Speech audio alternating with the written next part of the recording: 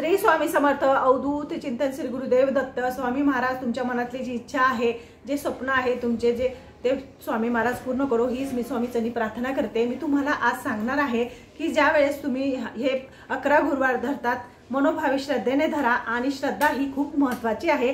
ते गुरुवार धरण्यासाठी तुम्हाला नियम, तुम्हाला काय सेवा करायची आहे, ते उद्यापन कसं करायचं आहे, हे सगळं मी तुम्हाला ह्या व्हिडिओमध्ये सांगणार आहे। त्यामुळे तुम्ही हा व्हिडिओ पूर्ण बघा। तर व्हिडिओ म्हणजे हे जे गुरुवार आहेत ना, हे तुम्ही कुठल्याही पण कोणत्या पण महिन्यात करू शकता, त्याला काही नियम वगैरे नाही। तुम्ही पुढच्या गुरुवारी पण करू शकता, त्याच्या पुढच्या महिन्यात पण करू शकतात। तर हे गुरुवार करण्यासाठी म्हणजे कोणी पण धरले तरी चालतं, माणसाने, बाईने किंवा मुलांनी, म्हाताऱ्या माणसाने, फक्त एवढंच नियम आहे त्याला की फक्त त्याला वाचता आणि लिहिता यायला पाहिजे, त्याच माणसाने हे गुरुवार धरायचे आहे। आणि जर तुमच्या घरात तुमची इच्छा असेल आणि तुमच्या घरात जर तुम्हाला वाचता येत नसेल, लिहिता येत नसेल आणि जर कुणी वाचून देणार असणार तर तुम्ही आरामात हे गुरुवार करू शकता।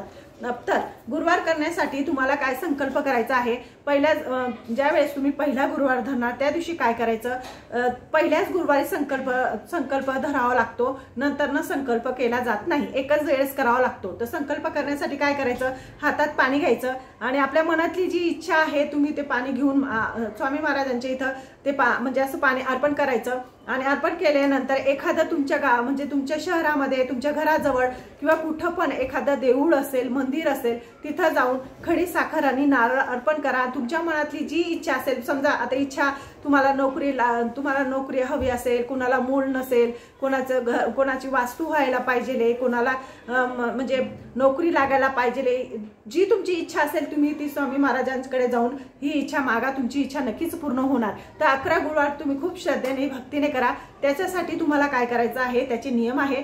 तुम्हाला त्यावेळेस मांसाहार बिलकुल चालत नाही, मांसाहार चालत नाही, किंवा मानसिक धर्म आलेला असेल तरी पण नाही चालणार, सुत्तक झालेला असेल ते पण नाही चालणार तुम्हाला। किंवा समजा तुम्ही आता तुमच्या घरी करतायत आणि सासरी गेलात तर सासरी तुम्हाला हा म्हणजे जिथं तुमची सेवा झालेली असेल तर चालेल, पण जर तुम्ही सेवा नाही म्हणजे तिथं नाही सेवा झाली तर तो गुरुवार तुम्हाला पकडता येणार नाही, कारण की ज्या गुरुवाराची सेवा झालेली असेल तोच गुरुवार पकडला जातो। आणि समजा माहेरी गेलेले आहेत तुम्ही, कुठे गावाला गेला आहे तर तो गुरुवार एक स्किप करा, तुम्ही तो गुरुवार पकडू नका त्याच्यात आणि कंटिन्यू गुरुवार करण्याचा प्रयत्न करा।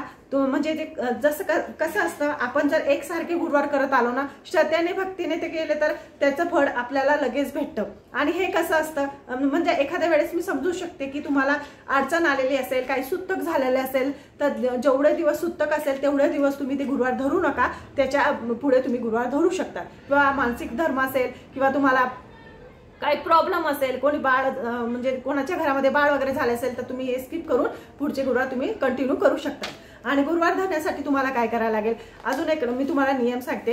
त्याच्यासाठी तुम्हाला काय करायचं, श्री गुरु ॲप्स म्हणून डाउनलोड करायचं आणि त्याच्यात काय काय सेवा दिलेल्या आहेत ते पण भरपूर त्याच्यात तुम्हाला सांगितलेलं आहे। आणि एक तुम्हाला काय करायचं, पाठ कसा मांडायचा ते मी तुम्हाला सांगणार आहे। पाठ मांडण्यासाठी तुम्हाला स्वामी समर्थ महाराजांचा फोटो पाहिजे आहे, एक पाठ ठेवायचा, गोमूत्र वगैरे शिंपडायचं, छान कापड टाकायचं आणि उद्या म्हणजे पाठ म्हणजे दर गुरुवारी तुम्ही हा पाठ मांडायलाच पाहिजे।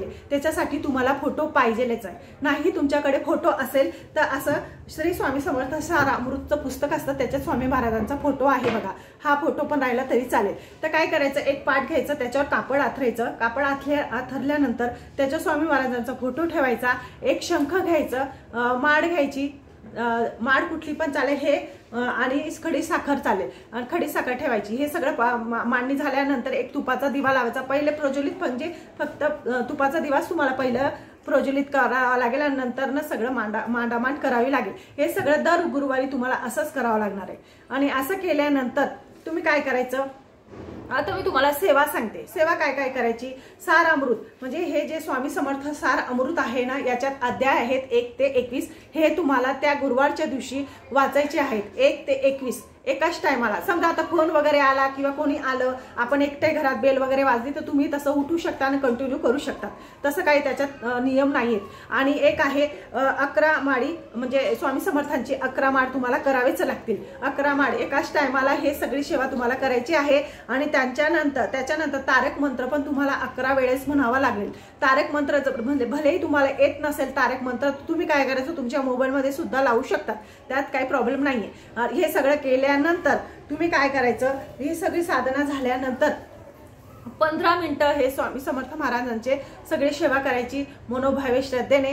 तुमची स्वामी महाराज नक्कीच इच्छा पूर्ण करतील. आणि नंतर लास्टला तुम्ही ज्या वेळेस तुमचा 11वा गुरुवार असेल त्यावेळेस तुम्हाला उद्यापन करायचं असेल तर काय करायचं, एखाद्या मुलाला बोलवायचं किंवा 11 मुलं बोलवा, जशी तुमची अपेक्षा असेल तशी, तुमची इच्छा असेल तशी तुम्ही 11 मुलं पण बोलवू शकतात. एक मुलगा म्हणजे एका मुलाला पण बोलवू शकतात. किंवा एखाद्या केंद्र वगैरे असेल, मंदिर वगैरे असेल, तिथं जाऊन पण तुम्ही दक्षिणा देऊ शकता तुमच्या इच्छेप्रमाणे. आणि नैवेद्य, जो नैवेद्य आहे, मी ते नैवेद्याचं सांगायचं विसरले, जो नैवेद्य आहे आपण स्वामी महाराजांना अर्पण करतो, तर तो नैवेद्य तुम्ही कोणता पण, जे तुमच्या घरात भाजी चपाती होत असेल ते नैवेद्य तुम्ही अर्पण केला स्वामी महाराजांना तरी चालेल. खूप श्रद्धेने भक्तीने करा आणि हे उपास तुम्ही नक्की करा. तुमच्या मनातली इच्छा पूर्ण झाल्याशिवाय राहणार नाही.